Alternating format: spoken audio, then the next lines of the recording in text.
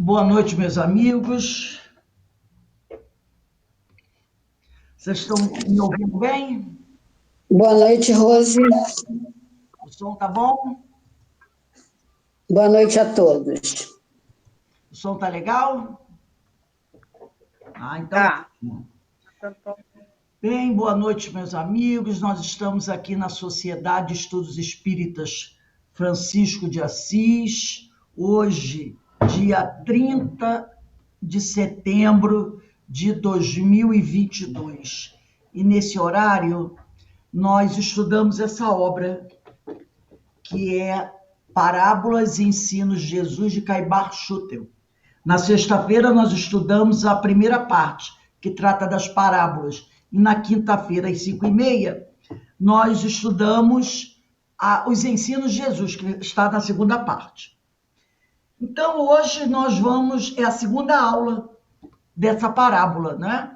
Mas antes de nós começarmos o nosso estudo, nós vamos fazer a nossa prece, porque aprendemos isso, não é? Toda vez que nós nos reunirmos para estudar, para fazer algum trabalho que beneficie não só a gente, mas o nosso próximo, devemos sempre orar, agradecer a Deus, né? Louvando ao Senhor pela sua compaixão, pela sua misericórdia infinita para com todos nós.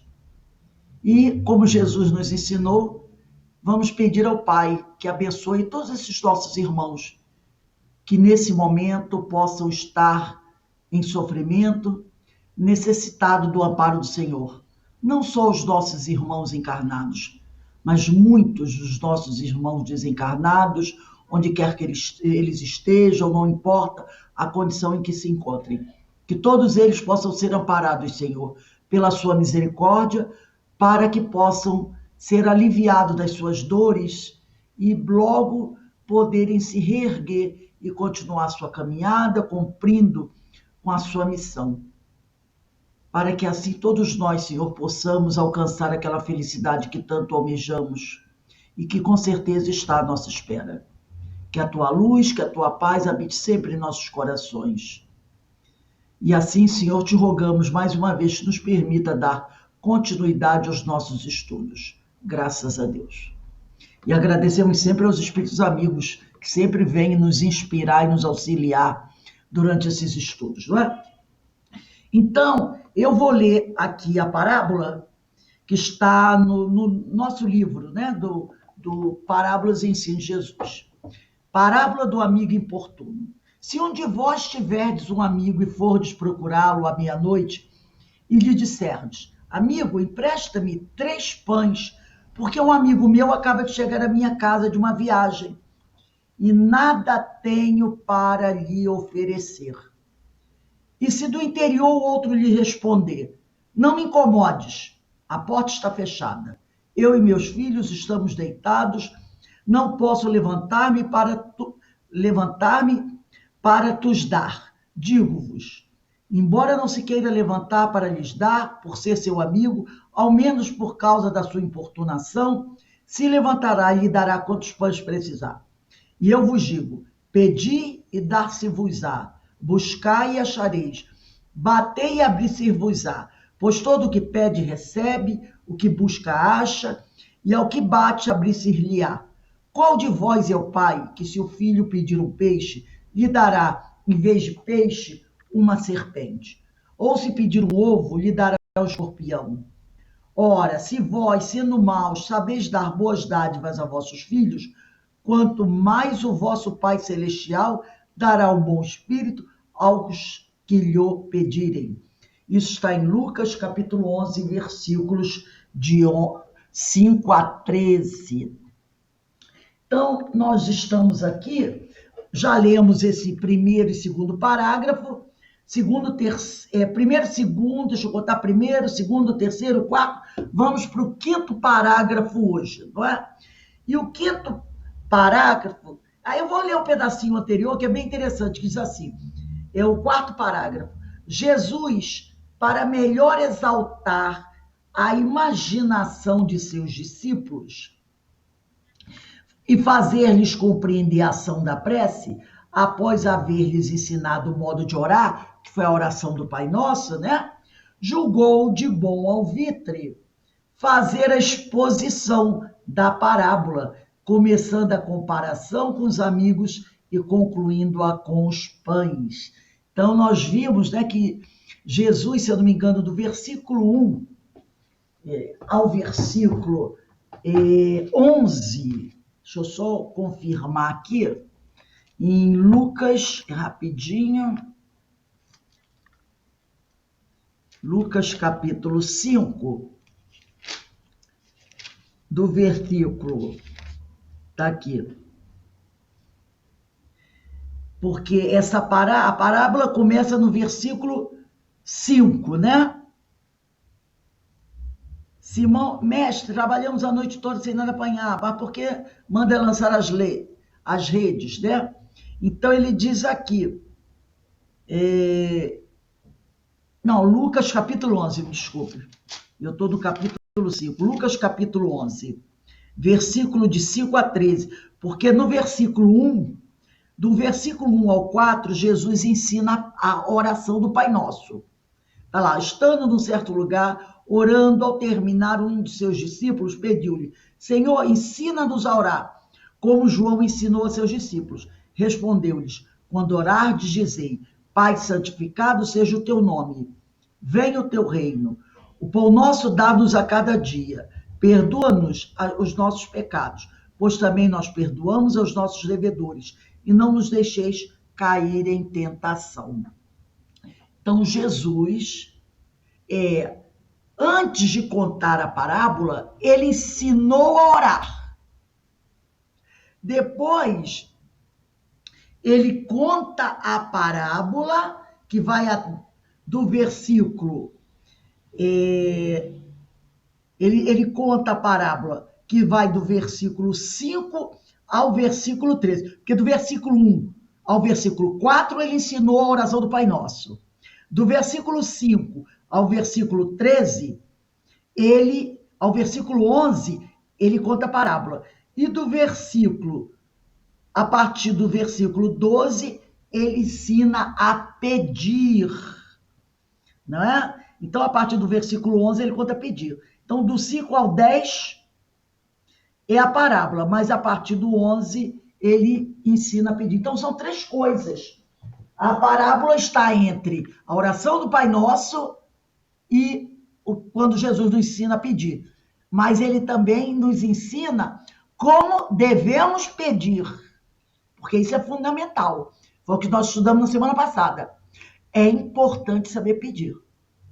Porque ele fala aqui, qual é o pai que se o filho pedir um peixe, né, vai dar uma serpente. Ou se o filho pedir um ovo, dará um escorpião. E nós comentamos isso. Quantas vezes a gente pede escorpião e pede uma serpente achando que é o melhor? Lembra da caixinha rosa com laço azul? Muitas vezes nós não sabemos pedir. Então, qual filho que se o pai se o filho pedir um peixe, ele vai dar uma serpente? Qual é o pai que se o filho pedir um ovo, ele vai dar um escorpião? Só que às vezes o filho pede escorpião e serpente, achando que é peixe e pão. E não é. Então, Jesus nos ensina a orar, a pedir, mas também a saber pedir. A saber pedir. Então, e Jesus, para melhor exaltar a imaginação de seus discípulos e fazer-lhes compreender a ação da prece, após haver-lhes ensinado o modo de orar, que está lá no capítulo 11, do versículo 1 ao 4, julgou de bom alvitre fazer a exposição da parábola, que vai de 5 até 13, começando a comparação com os amigos e no final concluindo com os pães. E aqui a gente começa o nosso estudo de hoje. Qual é o pai, perguntou o mestre, capaz de dar uma serpente ao filho que lhe pede um peixe? Qual é o pai capaz de dar um escorpião ao filho que lhe pede um ovo? E acrescentou, se vós, sendo maus, sabeis dar boas dádivas aos vossos filhos, quanto mais o vosso Pai Celestial, que dará um bom espírito ao que lhe pedirem. Que isso é outra coisa que nós temos que saber pedir. Senhor, permita que os amigos espirituais venham me auxiliar, venham me inspirar, venham me ajudar na minha caminhada. Nós também pedimos ao Senhor, não é? Nós não solicitamos a ajuda de Jesus Gonçalves, Francisco de Assis, Bezerra de Menezes, Eurípides Barçanufo. Então, né? Nós temos também que pedir isso. Então, se vós, sendo maus, sabeis das boas dádivas aos vossos filhos, quanto mais o vosso Pai Celestial, que dará um bom espírito aos que lhe pedirem. Um bom espírito para nos auxiliar, o amigo espiritual. Já no tempo de Jesus, mesmo entre seus discípulos, a superstição do diabo, não raro, sufocava a predominância que os espíritos bons tinham mormente quando chamados para um ato de caridade ou de ciência.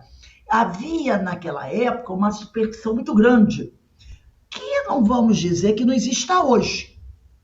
Em algumas religiões pentecostais, e a Igreja Católica também andou muitos anos com essa ideia, né? De que era proibido evocar espíritos. Porque lá no passado, Moisés estabeleceu a proibição de processar, realizar o intercâmbio. Mas por que ele fez isso?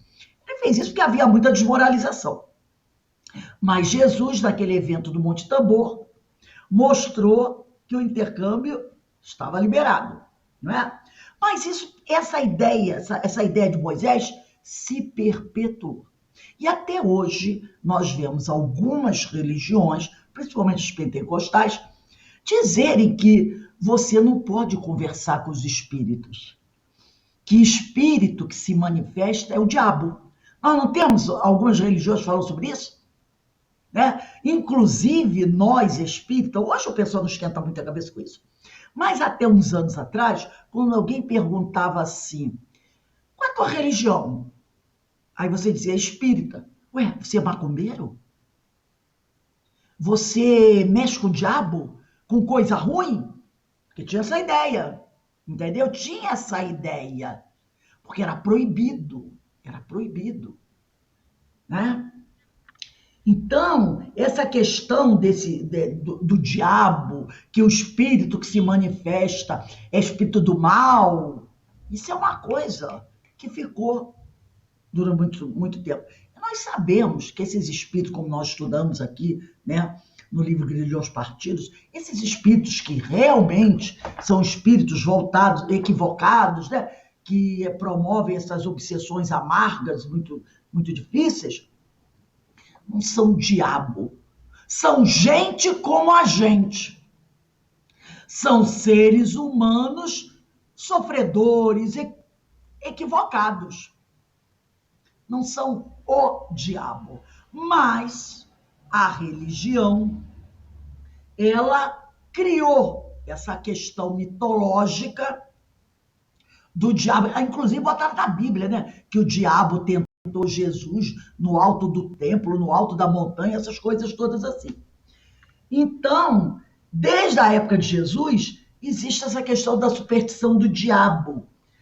E isso não raro, muitas vezes, até essa ideia do diabo era tão forte, que a ideia de que você pudesse receber a ajuda dos bons espíritos, né, ela acabava desaparecendo. Então, até hoje, dependendo, se você disser para uma pessoa que não seja espírita, o meu espírito protetor sempre me ajuda, eu peço ajuda a ele, ou então você chega a dizer, se você tem essa mediunidade da vivência, o meu espírito protetor está aqui. A pessoa já começa a ficar assim, e eu não gosto de falar essas coisas. Na realidade, é uma alma com medo de um espírito, né? Essa que é a ideia. É uma alma com medo de espírito. Mas tem gente que fica, né? Aí faz aqueles sinais assim, aquelas coisas aradas todas, porque ainda carrega essa ideia. E ele aqui diz assim: os fariseus, como acontece com os sacerdotes de hoje, quando ele fala sacerdotes, não é só da Igreja Católica, tá? De várias religiões, diziam que todos os fatos extraordinários que a ação de Jesus causava eram oriundos de Beelzebu. Então, naquela época, Jesus também foi acusado de ser adorador do diabo, tá? Príncipe dos demônios. Eu queria, não sei quem seria o rei, né? Mas vamos lá. Príncipe dos demônios, tal como se pode verificar nos versos subsequentes do capítulo que estamos estudando. Então, nós vamos encontrar isso ainda. Agora, isso vem de uma deturpação da religião em relação ao intercâmbio espiritual. Vamos lembrar que na aula de quarta-feira nós falamos, eu até falei, quem quisesse ir lá na nossa página no YouTube, procurar a aula do curso As Obras de Emmanuel, a última aula, nós falamos da Inquisição, não é? Quantos médiuns no século XIII, XIV, XV, XVI, século XVII, morreram na fogueira? Porque se diziam que eles eram o quê? Seguidores do diabo, adoradores do diabo. E eram médiuns que entravam em contato com o plano espiritual. Mas devido a todo aquele preconceito, muitos desses médiuns, ou então aqueles que seguiam a ciência e proclamavam coisas diferentes que a igreja proclamava, ia também para a fogueira, porque também estava nesse rastro do diabo. Eram adoradores do diabo, né? Bastava aquela época, às vezes, a mulher que cortasse o cabelo, também dizia que ela estava com Satanás, com o diabo. Então a mulher não podia cortar o cabelo. Uma mulher que gostasse, de repente, de dançar, de cantar, também corria o risco de ser chamada de bruxa.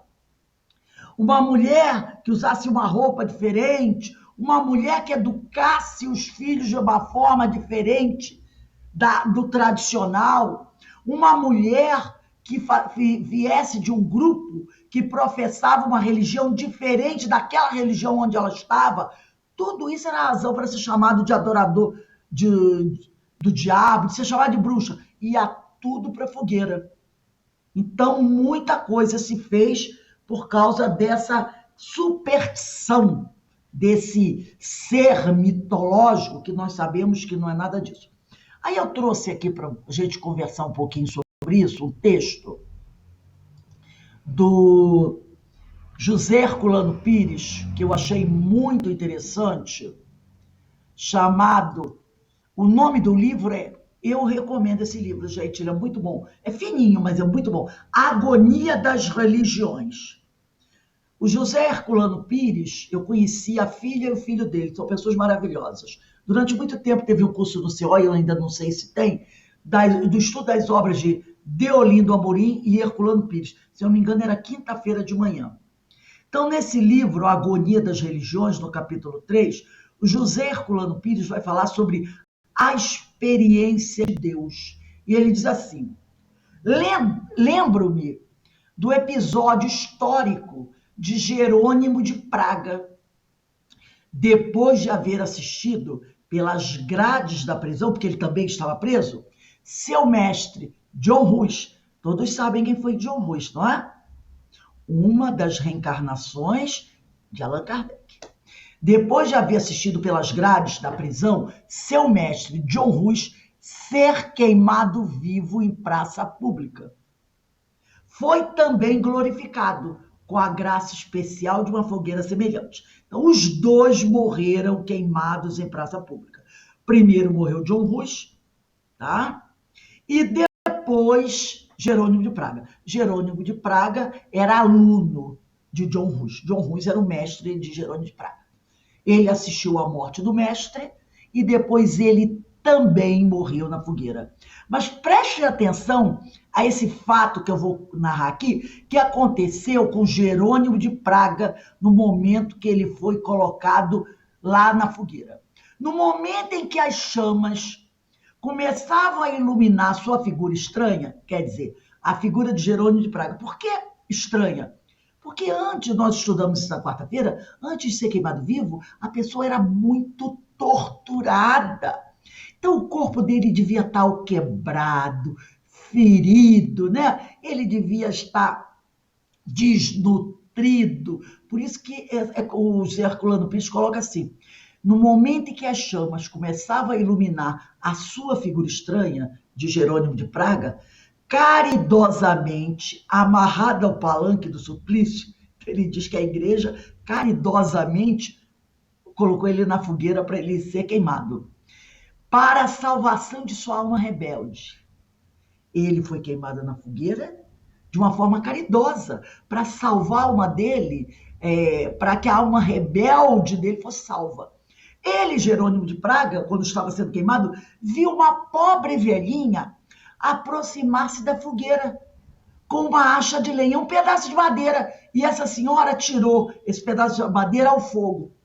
Era, diz José Herculano, a sua contribuição, quer dizer, a contribuição piedosa da velhinha para a salvação do ímpio. Ela olhou e achou assim: essa fogueira deve estar, tem muito pouca madeira, não vai ser suficiente para salvar a alma dele. Eu vou colocar mais um pedaço de madeira para o fogo aumentar e queimá-lo com mais efetividade, né?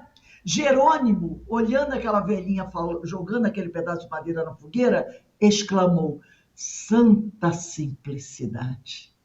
Pouco depois, estava reduzido a cinzas, para a glória de Deus, e suas cinzas foram lançadas ritualmente nas águas do rio Reno.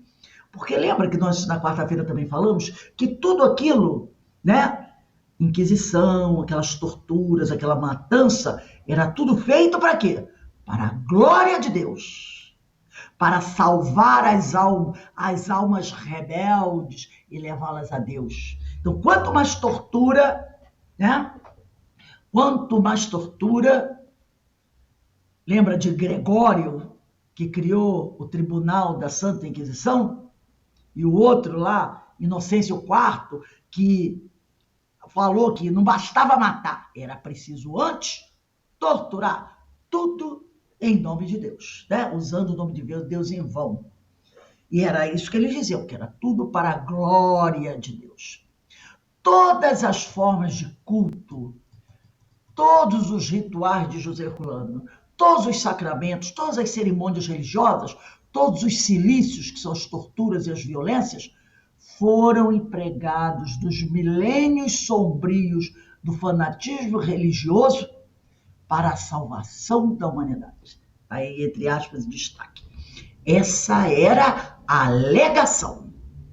E eis que agora chegamos a um tempo de descrença generalizada, de materialismo e ateísmo oficializados, de hipocrisia pragmática erigida em sustentáculo das religiões sagradas.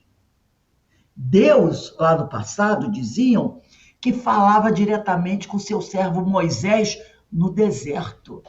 E isso que a Bíblia diz, que era o próprio Deus que se dirigia para Moisés. Quando Moisés armava a tenda e Deus falava com ele ali no particular. Né? Tem a sarça ardente, que um arbusto começa a pegar fogo e dali sai uma voz que fala com Moisés. Eles dizem que era Deus. E Deus falava ali cara a cara, ordenando matanças coletivas, genocídios tenebrosos, destruição total dos povos, que impediam o acesso dos hebreus à terra dos cananeus, porque Deus havia prometido a terra prometida, né? Havia prometido a terra para eles, e eles achavam que aquela terra geograficamente falando, era uma promessa de Deus. Eles não conseguiam imaginar, alcançar que a terra prometida eram as regiões celestes. Então, quando eles olharam por aquela terra, é ali. Deus quer aquela, porque era a terra que minava mel e água, né? Aquela coisa toda, uma terra muito fértil. E eles queriam aquela terra. E Deus disse assim, ó, vai lá, meu filho, a terra é tua. Podes acabar com todo mundo lá. Eu estou prometendo essa terra a vocês. É isso que se fala, né? Aquele povo que está lá, há milhares e milhares de anos, expulsa eles, expulsa. Porque agora a terra é de vocês. E faz o seguinte, não só expulsa não, liquida todo mundo. Passa no fio da espada. É isso que eles acreditavam. É isso que eles acreditavam.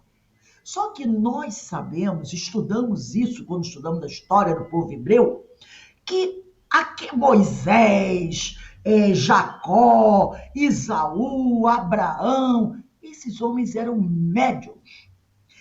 Quem entrava em contato com eles eram espíritos. Eram espíritos com mas muito pouquinho avanço acima deles. Não é?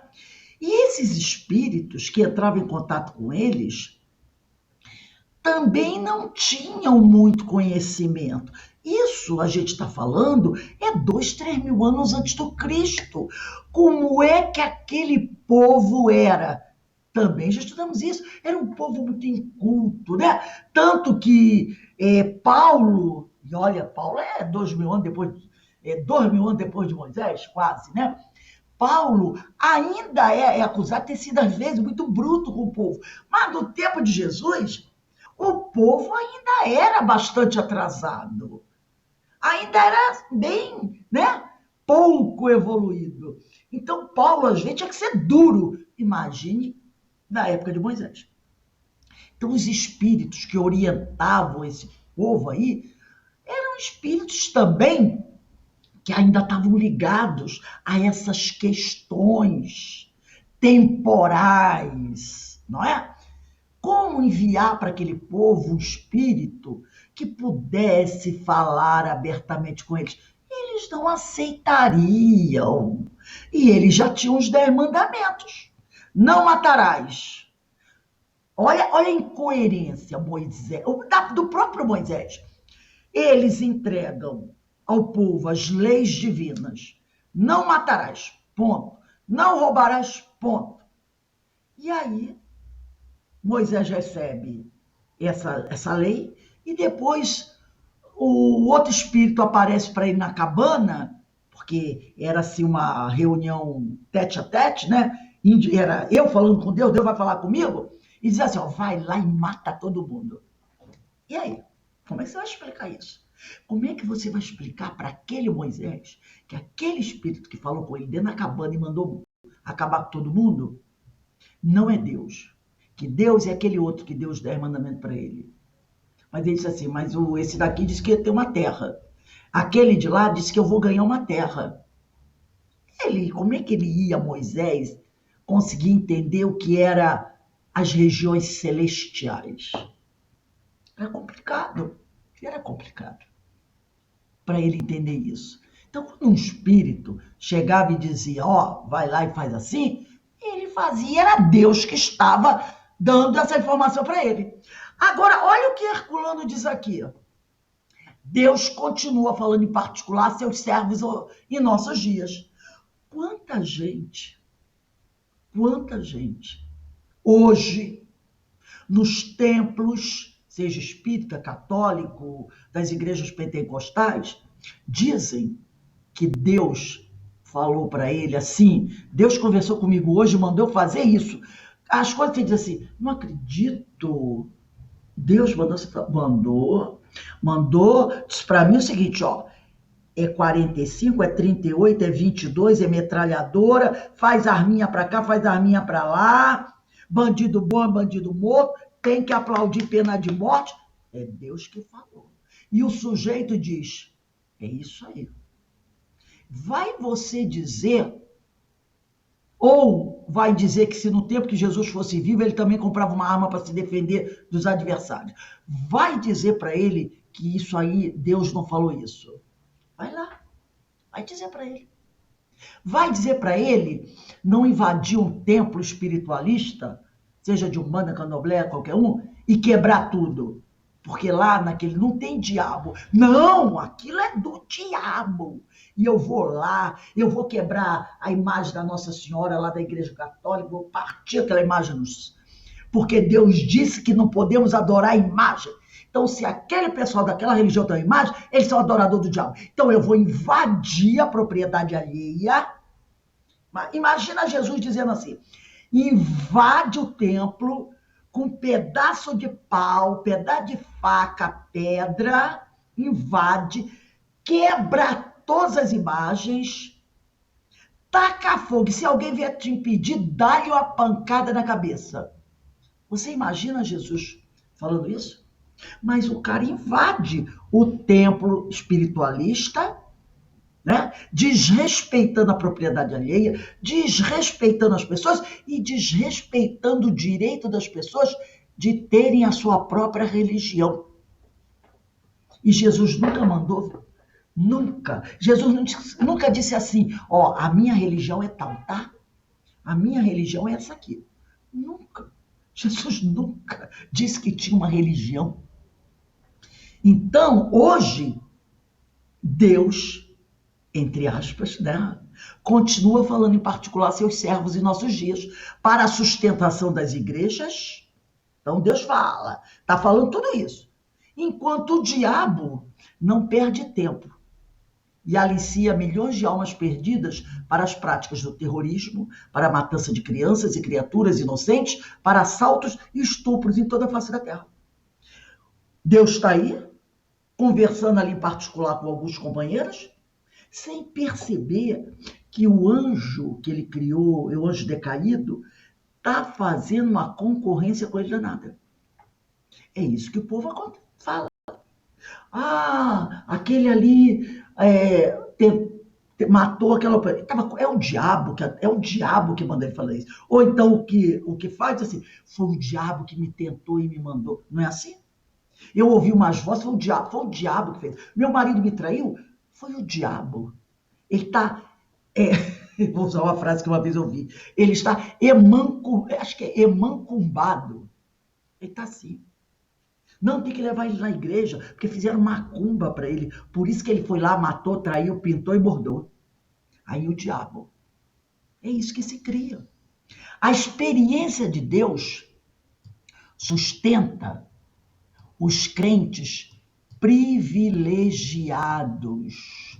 Por que crentes privilegiados? Porque são aqueles, né, que têm oportunidade de conversar com Deus tete a tete a qualquer hora. A experiência de Deus sustenta os crentes privilegiados e sustenta suas igrejas salvacionistas. Enquanto não chega a salvação, não é? Porque o cara está dizendo, Jesus vai me salvar, Jesus vai me salvar, Jesus vai prover. Enquanto não chega a salvação, católicos e protestantes e de outras denominações religiosas matam-se gloriosamente, porque tudo em nome de Deus, para a glória do Senhor, nas lutas fratricidas. Que estranha experiência é essa que não revela os seus frutos, que não prova a sua eficácia? Deus estaria, acaso, demasiado velho para não perceber a inutilidade dos seus métodos de salvação pessoal em audiências privadas? Porque eles dizem isso. Não, Deus falou comigo, mandou fazer isso, aquilo, outro. E os seus servidores, os clérigos, todo tipo de líder religioso, investidos de autoridade divina, porque eles dizem que estão investidos de autoridade divina, para implantar na terra o reino do céu. Porque esses não avisam o velho monarca, quer dizer, o Deus, né, que é da inutilidade milenarmente provada de sua técnica de conta-gotas. Ele é bem duro, José Herculano Pires, porque eles se auto-intitulam investido da autoridade divina. Eu sou o profeta de Deus. Mas quando o profeta olha para o lado, está vendo que o circo está pegando fogo. Por que ele, naquela audiência particular, ele e com Deus, ele diz assim, Senhor, olha, o negócio é o seguinte, a coisa está feia. O Senhor diz que vai mandar salvação, mas não dá para o Senhor mandar a salvação mais rápida, não? Porque o Senhor está mandando a salvação bem devagarzinho. Não dá para acelerar esse processo de salvação. Faz assim, salva só a gente. Os outros que não seguem o que a gente manda fazer, porque a gente manda fazer o que o Senhor disse para a gente fazer. Os outros, o Senhor deixa queimar. Deixa queimar. Mas nós, salva a gente. Mas o Senhor, nem a gente, o Senhor está salvando. Nem a gente, o Senhor está fazendo um milagre. Cadê o paraíso? Cadê as 40 mil virgens? Não chegou nenhuma até agora. Será que estão no engarrafamento? Não seria mais certo tentarmos a revisão dos conceitos religiosos que nos deram a herança de tantos fracassos e tão espantosa expansão do materialismo e do ateísmo no mundo? Todas as grandes religiões afirmam a onipresença de Deus no universo. Deus está onipresente, onisciente, né? E Deus é onipotente. Então, Deus está onipresente em todo o universo. Todas as grandes religiões afirmam isso. Não obstante, todas consideram o mundo, esse mundo criado por Deus, como profano. Região em que as trevas dominam e o diabo faz a incessante caçada das almas de Deus. Ora, se Deus criou o universo, né? Deus criou esse nosso mundo. Deus é onipresente, é onisciente, sabe tudo. Então, por que, né? As religiões dizem que o mundo, consideram o mundo profano. E que as trevas dominam o mundo e o diabo faz o que quer e ainda leva as almas de Deus para o inferno. Não estou entendendo. Se Deus está presente, como é que ele deixa isso acontecer? Como é que ele deixa isso acontecer?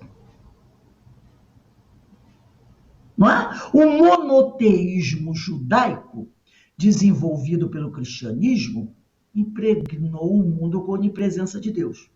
E o mundo tornou-se profano. Tem algo errado nessa história. Se Deus é presente, se Deus fala comigo todo dia, se Deus combina as coisas comigo, se Deus está salvando todo mundo, tu tem pecado? Reza 10 Pai Nosso, 10 Ave Maria, teus pecados estão perdoados. Tu é da minha igreja, tu está salvo. Como é que esse mundo pode ser profano? Como é que o diabo pode estar tomando conta desse mundo?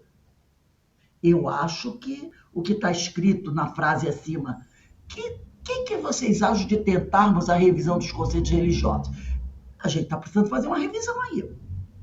Se Deus está presente num grão de areia, numa folha de relva, num fio dos nossos cabelos e numa pena das asas de um pássaro, como, apesar dessa impregnação divina, o homem se defronta com a impureza do mundo?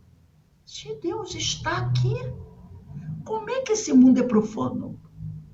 E por que precisa o cadáver de recomendação com aspersão de água benta se a ressurreição dos mortos se faz como ensina o apóstolo Paulo em 1ª Carta aos Coríntios, capítulo 15? E como Jesus exemplificou na sua própria morte, no corpo espiritual e não no corpo material. Por que divinizar o corpo? Se Paulo ensinou que se tem um corpo material, tem um corpo espiritual. E Jesus deixou bem claro, nós estudamos isso semana passada, a ressurreição é do espírito e não do corpo. É preciso revisar os conceitos. São esses e outros muitos problemas acumulados nos erros milenares dos teólogos que levam o homem contemporâneo à descrença e ao materialismo, ao ateísmo e ao niilismo. Niilismo vem de Friedrich Nietzsche. Niilismo significa redução ao nada, aniquilamento. Nietzsche nasceu na Prússia, atual Alemanha, e ele afirmava, dentre muitas coisas, o seguinte: não posso acreditar em um Deus que quer ser louvado o tempo todo. São todos esses erros que colocam as religiões em crise e as levarão à morte sem ressurreição.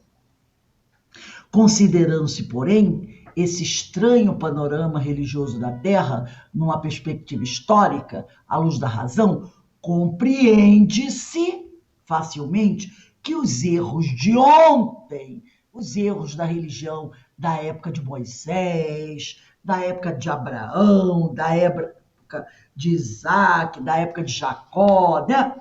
Da época ainda de Jesus, de Paulo, né? Que nós sabemos que ainda houve muito, e Paulo lutou muito com isso, foram naquela época, né? E erros de ontem que até hoje são sustentados pelas religiões, pior é isso. Mas naquela época, alguns deles foram úteis e necessários nos tempos de ignorância. Porque o próprio Jesus disse: eu não posso dizer tudo para vocês, mas eu enviarei o Consolador, que virá dizer para vocês tudo que eu não pude dizer. Então, lá naqueles tempos de ignorância, algumas coisas foram necessárias. Mas o problema está aqui, ó. Até hoje, esses erros, essas coisas que naquela época, Jesus, durante sua pregação, muitas vezes falou do diabo, muitas vezes falou do fogo do inferno, porque era o que o povo acreditava e precisava ouvir, para poder mudar um pouquinho. Então, naquela época, algumas coisas foram úteis. O problema é que essas coisas que naquela época foram úteis, até hoje são sustentados, né? Então, foram úteis e necessários nos tempos de ignorância, em que os problemas espirituais podiam ser colocados em termos racionais. Voltando aqui ao livro do Caibar, ele vai dizer assim, ó, no antepenúltimo parágrafo. Aqui no antepenúltimo parágrafo, ele diz assim: os discípulos de Jesus, como dissemos, também se achavam impregnados dessa crença blasfema que haviam herdado de seus pais carnais. Esses discípulos também vão, muitas vezes, pregar certos absurdos. Mas por quê? Porque eles ainda viviam em tempos de ignorância, em que os problemas espirituais não podiam ser colocados em termos racionais. Agora, sustentar isso até o século XXI é problemático. Aí, voltando aqui, né, ao nosso texto que está no computador, há justificativas válidas para o passado religioso, né? Eram tempos de ignorância, mas não justificativas possíveis para o seu presente contraditório e absurdo. Para o passado, há justificativas, mas para manter isso até hoje, não dá. É um absurdo. O problema da experiência de Deus, diz Herculano, poderia ser resolvido com um mínimo de reflexão. Se Deus está em nós, e por isso somos deuses em potência, não está escrito lá em João, capítulo 10, versículo 34? Vós sois deuses, segundo a própria expressão evangélica. Por que nós necessitamos de uma busca artificial de Deus para termos a experiência da sua realidade? Se fomos criados por Deus, e se Deus pôs em nós a sua marca, como afirmou o filósofo Descartes, a ideia de Deus em nós que é inata. Então ele diz aqui, né? Se fomos criados por Deus e se Deus pôs em nós a sua marca, como afirmou Descartes, a ideia de Deus em nós, que é inata, já não trazemos ao nascer a experiência de Deus? Olha, ele está no livro dos Espíritos. Onde está contida a lei de Deus? Na nossa consciência. Se a lei de Deus está em nossa consciência, é porque a ideia de Deus em nós é inata. Nós já nascemos com essa experiência de Deus, porque a lei de Deus está na nossa consciência. E se no desenvolver da vida humana o homem nada mais faz do que cumprir um desígnio de Deus, assistido pelos anjos guardiães, olha o que o Caibar disse aqui antes. Se vós, sendo maus, foi no 6º parágrafo, se vós, sendo maus, sabeis dar boas dádivas aos vossos filhos, quanto mais o vosso Pai Celestial, que dará um bom espírito aos que lhe pedirem. Né? Então, no desenvolver da nossa vida humana, nós não fazemos mais do que cumprir o desígnio de Deus, auxiliado, assistido pelos anjos guardiães, não é? Que são esses espíritos bons que Deus envia para nos auxiliar. Então, por que ele tem ele, o homem, de buscar a Deus através de uma prática artificial e egoísta? Moisés supunha, acreditava, ter ouvido o próprio Deus do Sinai. Mas o apóstolo Paulo explicou que Deus lhe falara através de mensageiros, que ele chamava de anjos, que são esses espíritos bons. As pessoas que buscam hoje a experiência de Deus nas tais audiência privada, será que elas serão mais dignas do que Moisés? Se Paulo disse que Moisés não teve uma entrevista pessoal com Deus e teve sim com espíritos mensageiros, por que essas pessoas de hoje dizem que elas, não, eu conversei pessoalmente com Deus? Porque elas são mais merecedores de ter um tete-a-tete com Deus do que Moisés? Né? Não estarão sujeitas a ouvir a voz de um anjo? Será que essas pessoas de hoje que dizem que falaram com Deus, elas também não estão ouvindo um mensageiro, como foi Moisés, foi isso que Moisés ouviu? Palavras de Paulo? A voz de um amigo espiritual, que tanto pode ser bom quanto mal. Mas espírito mal pode ser amigo espiritual? Ué, depende de você. O que você pensa? O que você faz? Do que nós gostamos? Esse vai ser o meu amigo espiritual, não é? Pois as próprias igrejas admitem que os anjos decaídos andam à solta pela terra, procurando roubar para o inferno as almas de Deus. Então, que ninguém entrou em contato com Deus, né? Para um espírito poder receber uma mensagem divina, entendê-la, colocá-la em prática, tem que ser um espírito puro e não espírito da terceira ordem. As práticas místicas do passado não servem para a era da razão em que nos encontramos na antivéspera da era do espírito. Orar e meditar é, evidentemente, um exercício religioso respeitável e necessário em todos os tempos. A oração nos liga aos planos superiores do espírito. A gente, né, sai daquela onda longa para onda curta, de maior frequência, né, de maior amplitude. E a meditação sobre questões elevadas desenvolve a nossa capacidade de compreensão espiritual. Mas o dogma da experiência de Deus, através de um pretensioso colóquio direto e pessoal com a divindade, é uma proposição egoísta e vaidosa.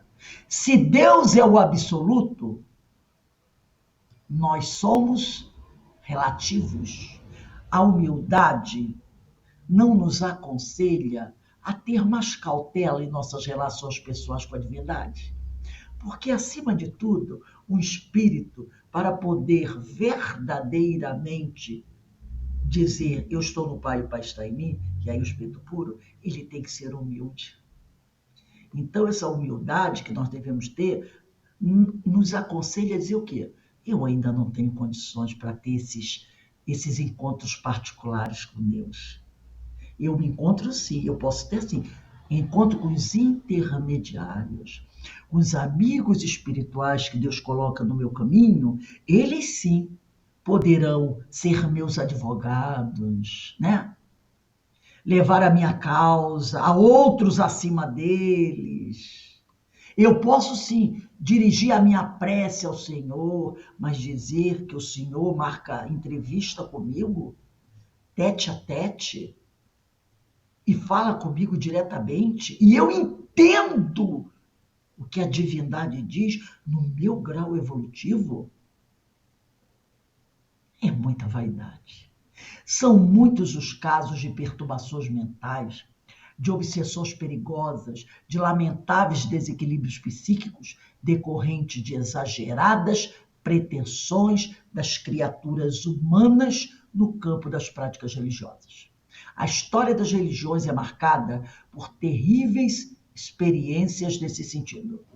Basta lembrarmos os casos de perturbações coletivas, que também estudamos isso. O processo obsessivo não é só individual, ele também é coletivo. Estudamos isso quarta-feira. Olha aí aqueles processos de Morzine, quando a obsessão tomou conta de toda uma vila, né? Então, os casos de perturbações coletivas em conventos e mosteiros da Idade Média, onde os excessos de misticismo, olha a Inquisição, transformaram criaturas piedosas em vítimas de si mesmas, sujeitando-as, não raro, à própria condenação da igreja, a que pertenciam e a que procuravam servir. Os dogmas de fé que formam a estrutura conceitual das igrejas são as pedras de tropeço do seu caminho evolutivo. Então, esses dogmas de fé, né, que formam a estrutura da igreja, a virgindade de Maria, o dogma da confissão e outros mais, são as pedras de tropeço do caminho evolutivo da igreja. Quem viu o filme O Corpo percebe isso, né? E aí, nós vamos encerrar o nosso estudo terminando de ler esse capítulo aqui, os dois últimos parágrafos da parábola, que diz assim: Jesus, nesse livro, né, os dois últimos parágrafos, que veio à terra para anunciar a palavra do Deus de amor, não podia deixar de combater o erro em que se achavam aqueles que mais tarde teriam de ministrar aos homens a sua doutrina de perdão e de caridade. Tá? A parábola do amigo importuno é, pois, a excelente parábola em que o espírito bom tem a sua primazia. É claro que se o nosso Pai é incapaz de nos dar uma serpente quando lhe pedimos um peixe, Deus, que é nosso Pai espiritual, não nos pode dar como protetor, como orientador, um espírito ignorante, atrasado, quando lhe pedimos o espírito bom. Então, olha que maravilha de parábola, gente. Eu fiquei encantada. Esse texto do José Herculano Pires, nesse livro Agonia das Religiões, é fantástico, né? É fantástico. E olha que a gente percebe isso, e que ele fala aqui, né? Do problema da certa ignorância lá no passado, que é aceitável para aquele povo, né, que ainda não conseguia compreender certas verdades. Agora, trazer isso para os dias atuais é muito complicado, não é? É muito complicado. Então, esse texto do Herculano eu achei assim fantástico, um texto onde ele coloca tudo muito bem no seu lugar. E isso serve também para nós espíritas. Quando nós endeusamos certos médiuns, endeusamos certos espíritos. Entendeu? Porque tem muito espírita endeusando certos espíritos. e certos médios. Então, a gente tem que entender qual é o nosso estágio evolutivo. Aonde é que nós vivemos? Num planeta de provas e expiações. Então, estando nós no planeta de provas e expiações, quer dizer, nós somos espíritos de terceira ordem, espíritos imperfeitos. Dá para eu entender que eu consigo armar uma cabaninha e receber Deus ali dentro da cabaninha para conversar comigo das coisas materiais? Vai lá, minha filha. Vou te dar um terreno, um território. Você vai construir lá a sua igreja. Mas, senhor, está ocupado aquele terreno. Não tem problema. Vai lá, joga uma bomba, expulsa todo mundo. E constrói lá, faz a minha igreja lá. Dá para fazer isso. Entende isso? Mas ainda temos isso hoje em dia. Poxa, aquele pessoal ali tem uma tenda espírita ali do lado. Eles tocam tambor todo dia. Eles fazem suas reuniões, seus cantos. Aqui em frente da minha casa tem uma igreja evangélica. Eles cantam na sexta-feira à noite, cantam muito alto. Aí Deus aparece e diz para mim, eles não são da nossa religião. Vai lá e joga a granada lá dentro. Acaba com o cantorinho. Dá para entender isso? E tem gente que faz. Não tem gente que faz? Tem gente que faz isso, gente. Faz. A gente escuta todo dia aí no jornal. Templo religioso, templo espiritualista, foi depredado, foi destruído. A gente ouve isso. Por quê? Eles não são da nossa religião, eles não são cristãos. Não são cristãos. A gente escuta isso todo dia. São essas práticas, são essas pessoas que se consideram aqueles donos da verdade, os profetas, os apóstolos divinos. Alguém gostaria de comentar alguma coisa? Falar alguma coisa? Esse texto aí, Agonia das Religiões, trazida do Hermínio, ele traz que todos esses erros das religiões estão gerando a crise. E a gente fica, às vezes, assim, meu Deus, como é que pode isso ainda até hoje acontecer? Mas a gente já viu em nossos estudos que de geração em geração a mudança vai se dando.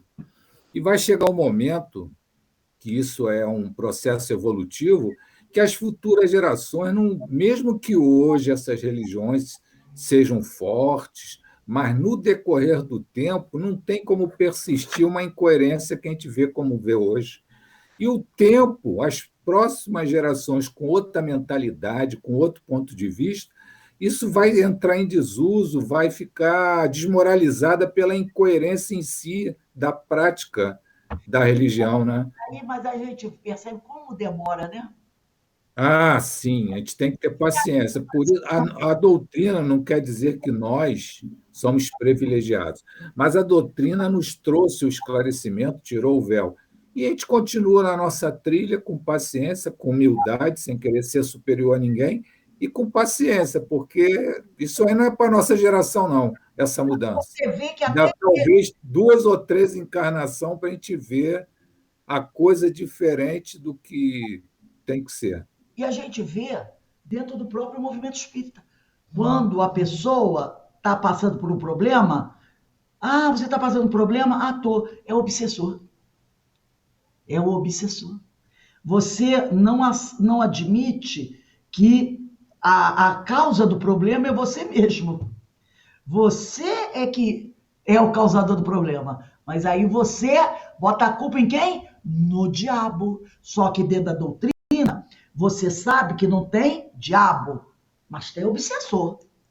Obsessor é o sinônimo do Satanás, do Beelzebub. Em vez de você, vamos fazer uma análise aí, tá na hora de eu começar, a melhorar. Nós estudamos isso na aula anterior. O meu modo de agir. Eu preciso reconhecer que eu preciso mudar moralmente. Mas enquanto tem o obsessor para receber a culpa, e vai de obsessor. Tudo é obsessor. Entendeu? O espírito existe, aquele que quer vingança? Existe. Mas como também estudamos essa semana, nem tudo é culpa do obsessor, não é? Tem muita coisa que os espíritos são inocentes. Eles são inocentes.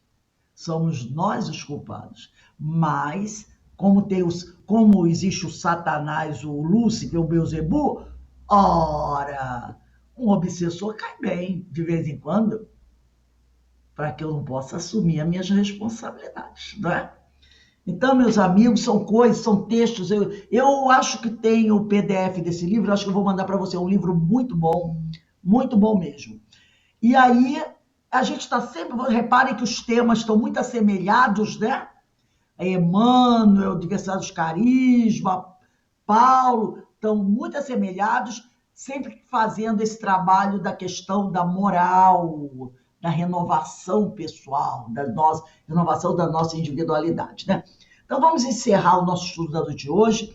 Eu vou pedir para a nossa irmã Carmen fazer a nossa prece. Carmen, você pode fazer a nossa prece de agradecimento? Posso sim. Então, muito gratos estamos nessa tarde de estudos, tudo que pudermos amealhar para fazer a nossa renovação espiritual, todos esses textos, esses alertas, esses conteúdos, essas ferramentas, que é principalmente o autoconhecimento, conhece-te a ti mesmo, para que a gente não caia em nenhuma armadilha, e como conversamos agora, de terceirizar aquilo que cabe a nós melhorar, que cabe a nós refletir, para que a gente possa realmente fazer essas transformações tão necessárias na nossa vida, e que, fazendo essas transformações em nós, sabemos que isso vai espirrar para aqueles que estão à nossa volta. Então, que essa transformação se torne efetiva e que esses textos, essas aulas, esses conteúdos que a nossa querida irmã Rose nos traz são tão salutares, são tão importantes para nós nesse momento, que não é à toa, como nós conversamos no começo, não é à toa que estamos aqui estudando, né? Temos algum compromisso, nem que seja conosco mesmo, certamente, mas, de alguma forma, vamos precisar desses ensinos, desses conhecimentos para agirmos de forma diferente. Que Jesus abençoe a todos nós, que possamos continuar nessa trilha de querer cada vez mais aprender, conhecer, para modificar-nos. Que Jesus abençoe hoje e sempre, graças a Deus. Graças a Deus.